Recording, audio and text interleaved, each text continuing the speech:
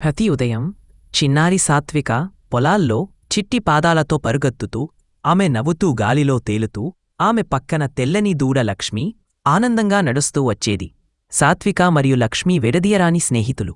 వారు చెట్టు కింద రహస్యాలను పంచుకుని సాయంత్రం వెలుగుల్లో మెరుస్తున్న మినుగురు పురుగుల ఆస్వాదించేవారు. తరువాత ఒక క్రూరమైన వేసవి వచ్చింది.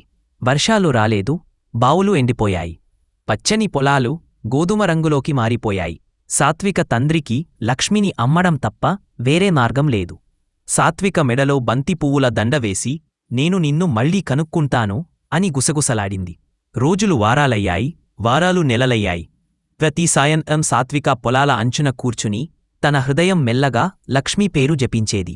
ఒక వర్షం పడుతున్న ఉదయం సాత్వికకు తన తలుపు బయటనుంచి ఒక పరిచితమైన మృదువైన శబ్దం విని ఆశ్చర్యపోయింది. సాత్విక చేతులు విప్పి లక్ష్మీవైపు పరుగెత్తింది. వర్షం కురుస్తున్నాయి. లక్ష్మీ ఇంట్లో ఉంది. కొన్ని బంధాలు విధిరాసినవి కావు, ప్రేమతో రాసినవని సాత్విక గ్రహించింది.